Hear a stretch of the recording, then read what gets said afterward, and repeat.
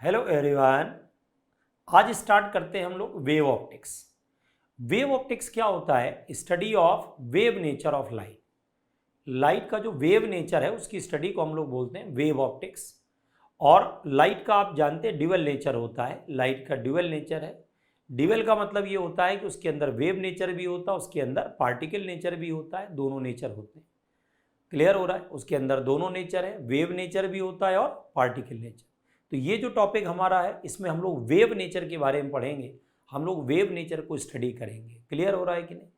तो आइए देखते हैं, स्टार्ट करते हैं। Huygens wave theory. तो वेव थ्योरी की शुरुआत हमको पता चल गया कहां से हुई? हाइगन्स से हुई।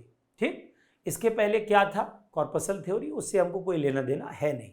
ठीक, अब आइए वेव थ्योरी में इन्होंने कौन कौन से इंपॉर्टेंट मेजर पॉइंट्स बताए और वो कैसे हमारे लिए इंपॉर्टेंट है, आइए देखते हैं।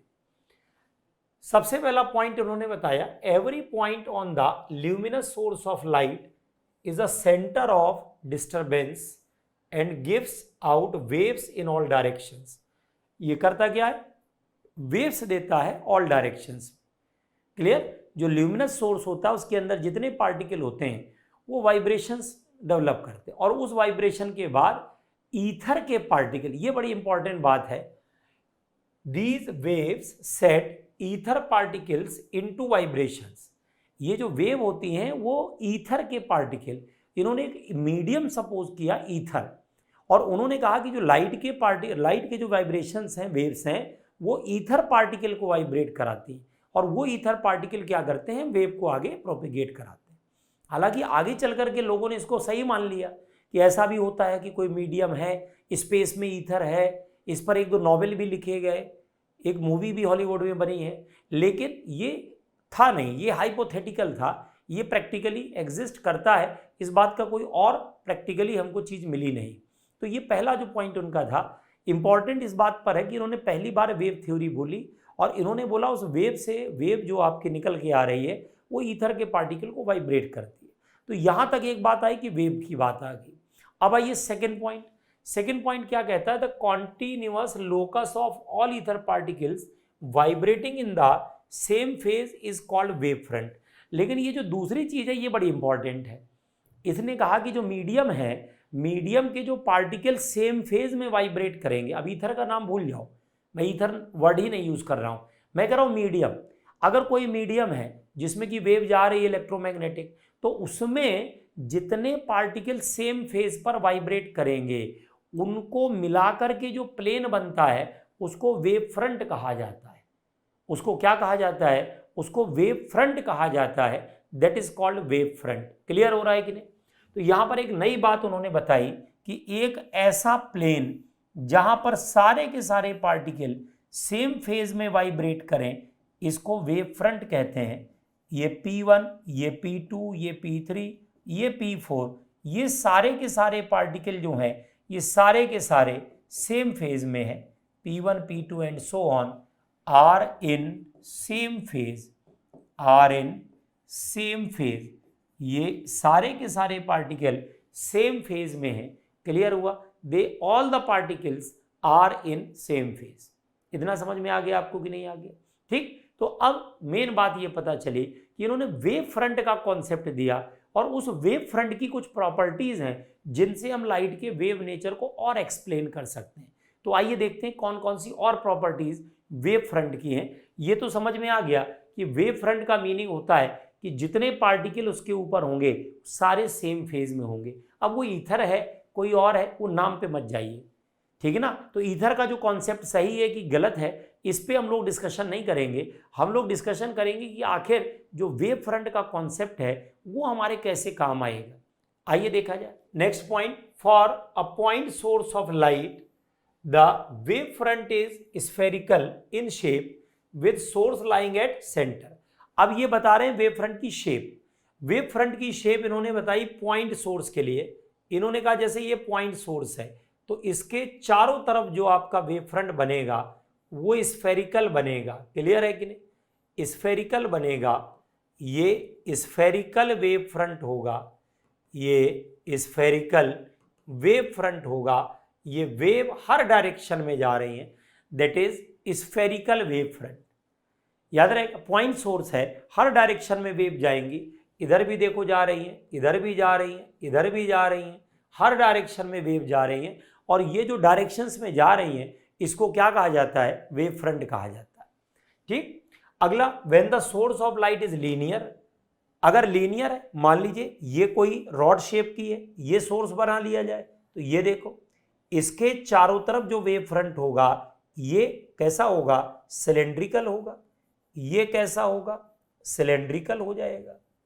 ठीक, तो when the light source is linear then the wave front takes the cylindrical shape, कैसी शेप हो जाती है, cylindrical.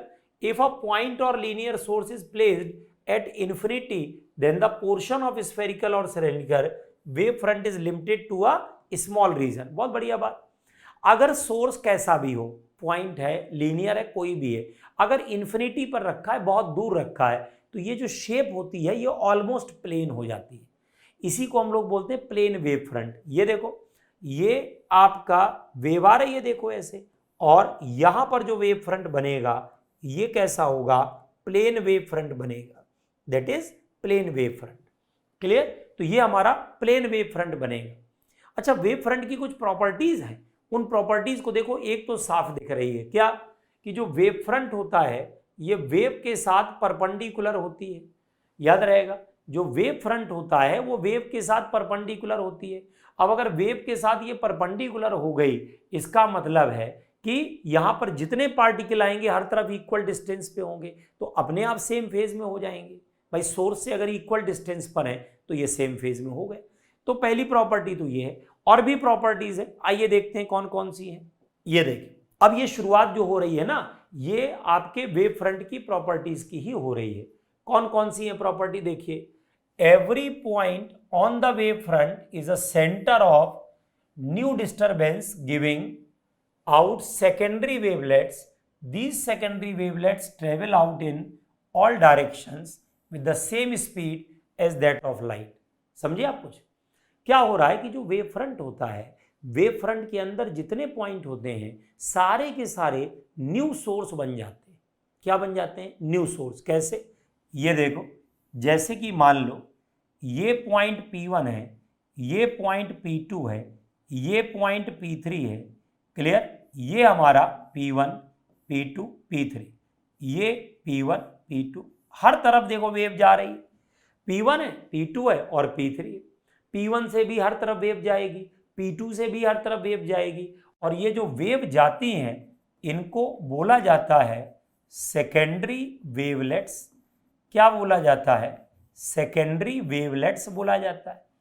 These are called secondary wavelets. तो क्या पता चला कि each point of the wave front becomes new source of light, और जो निकल के जाती हैं उनका नाम होता है सेकेंडरी वेवलेट्स। और ये जो सेकेंडरी वेवलेट होती है इनकी स्पीड भी वही होती है जो लाइट की, ऐसा नहीं कि कुछ और नया है, नहीं, इनकी स्पीड भी वही होती है जो लाइट की स्पीड है। They travel in all directions with the same speed as that of light. अगला point, the envelope of these wavelets in forward direction gives the position of new wave front. This is very very important. अब नया wave front कैसे बनेगा, एक तो चलो ठीक, ये प्लेन हो गया, यहां वेव फ्रंट है, अगला कैसे बनेगा उसका भी इन्होंने तरीका बताया। क्या तरीका बताया इन्होंने, इन्होंने कहा कि ये जो आपने सेकेंडरी वेवलेट्स बनाई हैं इनको कवर कर दो। कवर कर दिया, एनवेलप बनाया, एक एनवेलप ये बनाया, एक एनवेलप ये बनाया, एक एनवेलप इसके चारों तरफ बनाया, और सारे एनवेलप को टच करती हुई नए जो प्लेन का कंस्ट्रक्शन करोगे, ये जो है सेकेंडरी वेव फ्रंट कहलाता है। इसको बोलते हैं सेकेंडरी वेव फ्रंट। आ रहा समझ में, क्या किया हम लोगों ने, एनवेलप, एनवेलप मतलब कवर, कवर किया इन पॉइंट्स को जो कि ये इसके ऊपर बने थे, और ये जो कवर किए इनको टच करता हुआ एक नया प्लेन बना दिया, ये सेकेंडरी वेव फ्रंट। जैसे कल को मान लीजिए आपने स्फेरिकल वेव फ्रंट बनाया होता, ये सोर्स है और ये देखो वेव फ्रंट बन गया, ये देखो यहां पर ये पॉइंट होते, इनके आप एनवेलप बना दो भाई, बना देते हैं, ये एनवेलप देखो बन गए, बन गए, इनको टच करता हुआ नया प्लेन बना दो, बना दिया, ये कौन सा वेव फ्रंट हो गया, ये सेकेंडरी वेव फ्रंट हुआ कि नहीं हुआ? This is called secondary wave front. Wave front को शॉर्ट में WF लिख दे रहे हैं। क्लियर? तो जो वेव फ्रंट होता है ये कैसे बनता है? वेव फ्रंट बनता है सेकेंडरी वाला प्राइमरी को कवर करके। हम प्राइमरी को कवर करते जाएंगे और सेकेंडरी वाला जो वेव फ्रंट है वो बनता चला जाएगा। तो इतना समझ में आ गया कि नहीं आ गया? वेव फ्रंट का फॉर्मेशन कैसे होता है ये क्लियर हुआ अपने को कि नहीं हुआ? बिल्कुल इजीली क्लियर हो गया। ठीक है। अच्छा, वेव फ्रंट जो होता है उसके हर पॉइंट से सेकेंडरी वेवलेट्स निकलती है। अब मतलब की बात सुनिए, हाइगन की थ्योरी सही है कि गलत है ये सब छोड़ दीजिए, लेकिन ये जो 2 पॉइंट मैं आपको बता रहा हूं ये दोनों ये एकदम सही है। और इनको क्या कहते हैं पता बच्चा? इनको कहते हैं हाइगन्स प्रिंसिपल। तो ध्यान रखिएगा, ये दोनों जो पॉइंट तुमने बनाए हैं ये हाइगन्स प्रिंसिपल कहलाते हैं। हाइगन्स प्रिंसिपल कहलाते हैं। These are called Huygens principle. ये हमारे हाइगन्स प्रिंसिपल होते हैं। तो ये जो 2 पॉइंट हैं इसके हाइगन के, ये मॉडर्न वेव थ्योरी में भी एकदम फिट बैठते हैं, इसलिए इनको हमने अलग से नाम रख दिया हाइगन्स प्रिंसिपल। ये बोर्ड एग्जाम में क्वेश्चन अक्सर आया करता है, हाइगन्स प्रिंसिपल। तो हमें पूरी थ्योरी नहीं लिखनी होती है, हमें केवल ये 2 पॉइंट लिखने होते हैं। कौन से? एक ये, every point on the source becomes new source, every point on the wave front becomes new source, emit secondary wavelets in all direction. और दूसरा, ये जो वेवलेट्स होती हैं इनका जो कवर होता है इनको मिलाकर के नया जो प्लेन बनता है ये हमारा नया वेव फ्रंट होता है। क्लियर हुआ कि नहीं? तो ये कहलाता है Huygens principle. Okay, very very important. अब आइए नेक्स्ट देखते हैं। Time taken by each wave to travel between 2 successive wave fronts is same. 2 wave front के बीच का जो टाइम होता है, 2 वेव फ्रंट के बीच का जो टाइम होता है वो हमेशा सेम रहता है, प्राइमरी से सेकेंडरी। अब टाइम क्यों सेम रहता है इसका भी लॉजिक है। एक्चुअली में जो फेज होता है, फेज जो होता है वो आपका डिपेंड करता है 2 चीजों पे, T और X। अगर T अलग हो गया, समझिए फेज 2 चीजों पे डिपेंड करता है। फेज का एक्चुअली में जो फॉर्मूला होता है omega T plus minus KX, ये होता है। अब अगर टाइम अलग हो गया, एक वेव फ्रंट से दूसरे वेव फ्रंट तक जाने का टाइम अलग हो गया तो फेज बदल जाएगा। आप बताओ, मान लो ये प्राइमरी वेव फ्रंट है, ये सेकेंडरी वेव फ्रंट। अब प्राइमरी से सेकेंडरी कोई वेव जा रही है, मान लो कोई वेव प्राइमरी से सेकेंडरी जा रही है, इसने टाइम T1 लिया, इसने टाइम T2 लिया।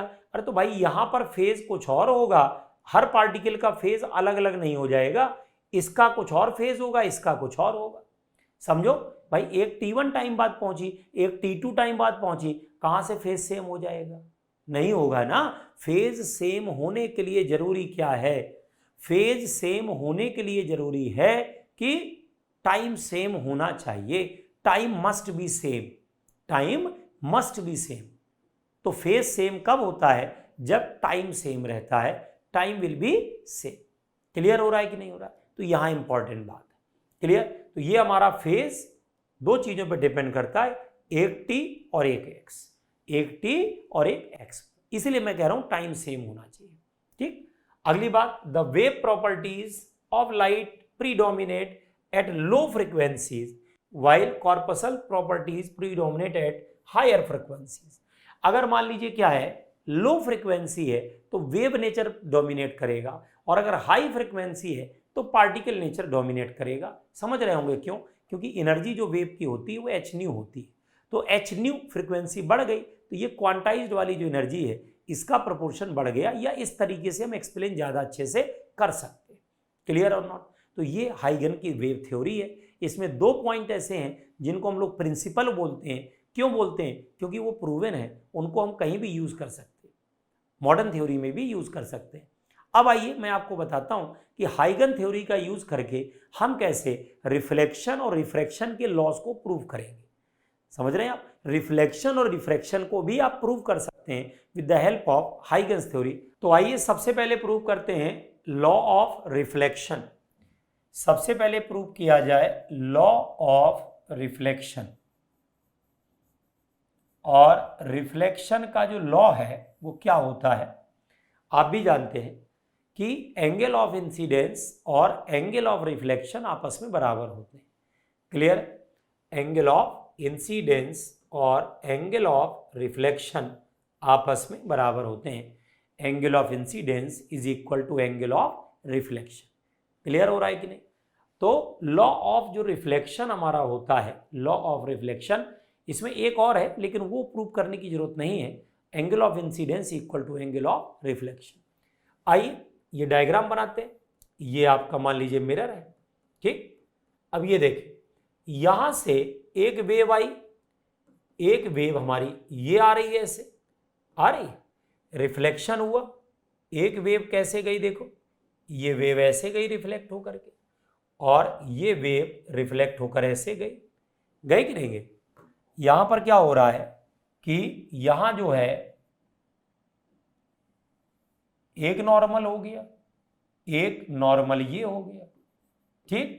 ये एंगल क्या हो गया, आई, ये एंगल आर, ये आई, ये आर, यही तो है कि नहीं, ठीक। अब यहां पर क्या हो रहा है कि हम लोग क्या करेंगे, एक वेव फ्रंट बनाएंगे। ये देखिए दो वेव ले रखी है मैंने, एक पॉइंट ए, एक पॉइंट बी। एक वेव फ्रंट हम लोग यहां बनाएंगे, देखो कैसे, ये बनाएंगे।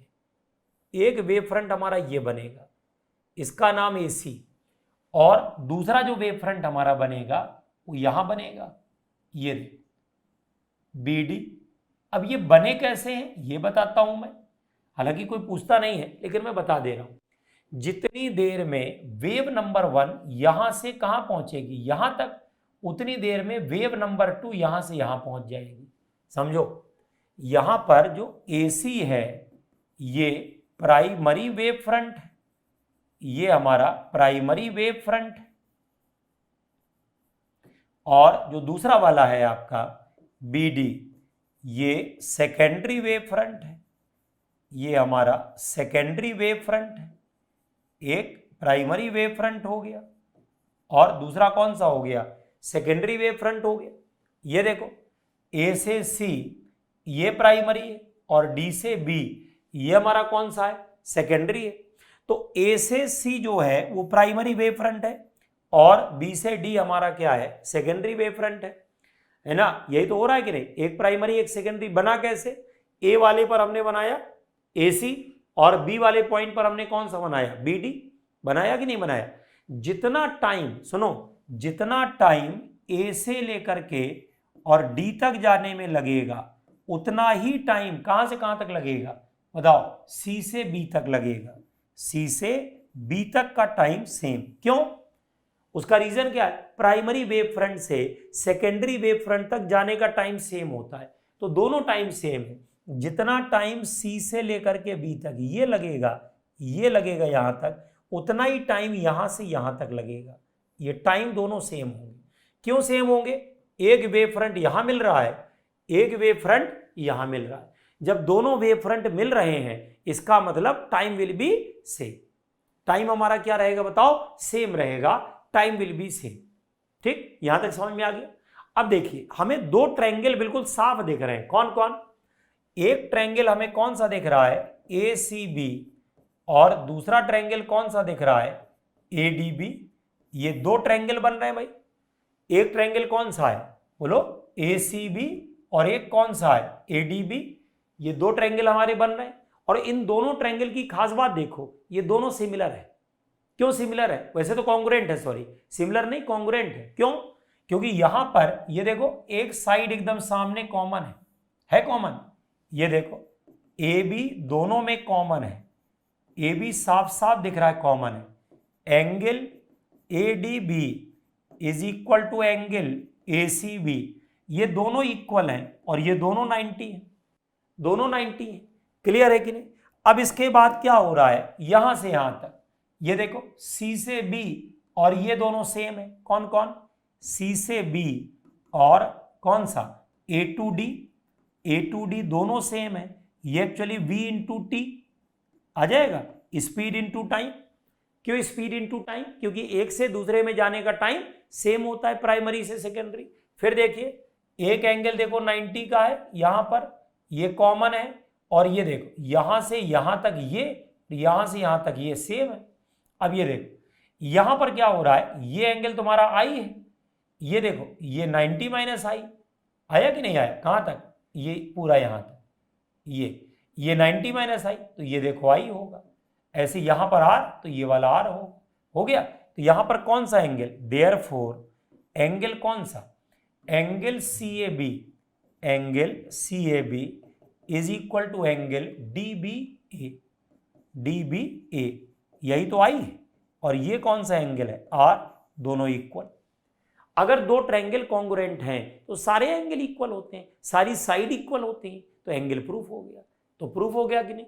आपको प्रूफ करने के लिए सबसे पहले दो वेव लेनी है, पहली बात, और दोनों वेव को लेने के बाद दो वेव फ्रंट बना लेने, दो वेव फ्रंट बना लेने। और वो जो दो वेव फ्रंट आप बना लेंगे उसके बाद क्या होगा, वेव फ्रंट बनाने के बाद दो वेव फ्रंट आपने बनाए, और दो वेव फ्रंट बनाने के बाद क्या होगा इसमें भाई, दोनों से दो ट्रायंगल बनाइए, दोनों को आपस में क्या कर दीजिए, कॉन्ग्रुएंट कर दीजिए। इतना समझ में आ रहा है कि नहीं आ रहा, ठीक। अब आइए दूसरा लॉ ऑफ रिफ्रैक्शन प्रूव करते हैं। लॉ ऑफ रिफ्रैक्शन, इसको हम लोग स्नेल्स लॉ भी कहते हैं, इसको हम लोग स्नेल्स लॉ भी कहते हैं। और ये होता क्या है, ये होता है sine I upon sine R is constant, यही तो होता है, sine I upon sine R is constant, ठीक। आई बनाते हैं दो वेव फ्रंट, ये देखिए दो मीडियम है, एक मीडियम ये ऊपर, एक मीडियम ये नीचे, एक वेव ये आ रही है ऐसे, दूसरी वेव इसके पैरेलल ये आ रही है, देखो। अब यहां पर क्या हुआ, ये देखो नॉर्मल, ये देखो नॉर्मल, ये देखो यहां ऐसे गई, यहां पर ऐसे गई, गए कि नहीं गई, इस तरीके से हो रहा है। अब यहां पर क्या होगा कि एक वेव फ्रंट ये बन जाएगा ए, यहां से आप सी बन गया, दूसरा वेव फ्रंट यहां से बना लो, ये देखो बी, और ये डी, ये दूसरा वेव फ्रंट है कि नहीं। अब सुनो, ये वाला कौन है, आई, ये कौन है आई, ये कौन है आर, ये कौन है आर, बन गया। ये देखो एक वेव फ्रंट आपका ये प्राइमरी, और ये कौन सा है सेकेंडरी, दो वेव फ्रंट है, नाम लिख लेते हैं यहां पर ए सी, ये आपका primary wave front, primary wave front, और बी डी कौन सा है, सेकेंडरी वेव फ्रंट, ठीक, ये हमारा सेकेंडरी वेव फ्रंट।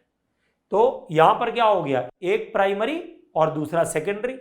अब ये देखो यहां पर ये वेव नंबर 1 और ये वेव नंबर 2, यही तो हो रहा है, एक वेव नंबर 1 है और एक वेव नंबर 2 है। अब ये देखो यहां पर 1 और 2, जितना टाइम देखना, जितना टाइम यहां से यहां तक होगा उतना टाइम यहां से यहां तक होगा, क्यों, प्राइमरी से सेकेंडरी जाने का टाइम सेम होता है। तो यहां से सी से बी जितना टाइम ये होगा उतना टाइम क्या होगा, ए से लेकर के डी तक होगा, दोनों का टाइम सेम। ये वाला टाइम अगर टी है तो यहां वाला टाइम भी टी होगा, टाइम दोनों का सेम, प्राइमरी से सेकेंडरी जाने का टाइम सेम। अब आ जाओ यहां पर अगर हम लोग साइन आई कैलकुलेट करें तो क्या मिला, साइन आई तो ये हो गया B C upon A B, और साइन आर क्या हो गया बच्चा, साइन आर तो ये आ गया A D upon A B, divide करो, ए बी कट गया तो ये क्या हो गया, sine I upon sine R, B C upon A D.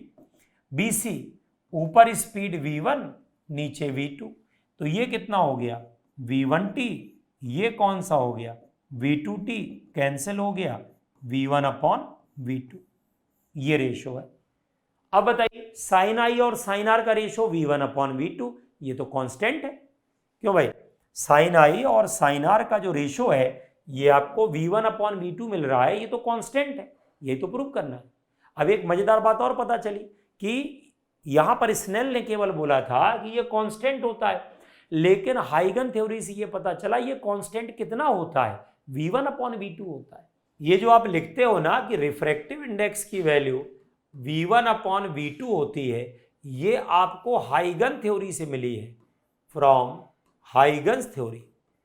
ये आपने हाइगन्स थ्योरी से प्रूव किया है या हाइगन्स थ्योरी से डिराइव किया। ये स्नेल ने नहीं कहा था, स्नेल ने तो केवल बोला था कांस्टेंट होता है, ये उसका कंट्रीब्यूशन है। और ये जो कांस्टेंट होता है ये रिफ्रैक्टिव इंडेक्स कहलाता है, और इसी की जो वैल्यू है वो V1/V2। तो अब बताइए सारी चीजें लिंक्ड हो गई कि नहीं। तो वेव थ्योरी क्या है? लाइट के वेव नेचर की स्टडी। लाइट के दो नेचर होते हैं, पार्टिकल और एक वेव। लो फ्रीक्वेंसीज पर वेव नेचर प्रोमिनेंट होता है और हाई फ्रीक्वेंसीज पर क्या होता है? इसका पार्टिकल नेचर प्रोमिनेंट होता है। ओके, तो आज हम लोगों ने क्या पढ़ लिया? आज हम लोगों ने हाइगन की वेव थ्योरी पढ़ ली है, और लाइट का ड्यूअल नेचर होता है, उसमें से पहला नेचर हम लोगों ने पढ़ा wave nature. Particle nature modern physics में आएगा, जिसमें हम लोग फोटो इलेक्ट्रिक इफेक्ट पढ़ेंगे, वो पूरी तरीके से पार्टिकल नेचर पर बेस्ड होता है। Dual nature of matter and radiation, वो फिर हम लोग वहां स्टडी करेंगे। ठीक, अभी हम लोगों ने वेव नेचर स्टडी किया, और वेव नेचर की शुरुआत जैसे भी थी, कम सही ज़्यादा सही, स्टार्टिंग जो थी वो हाइगन वेव थ्योरी से होती है। इसके बाद हम लोग इंटरफेरेंस, डिफ्रैक्शन और पोलराइजेशन, तीन छोटे छोटे टॉपिक्स हैं, इनको कंप्लीट करेंगे। Okay, thank you very much.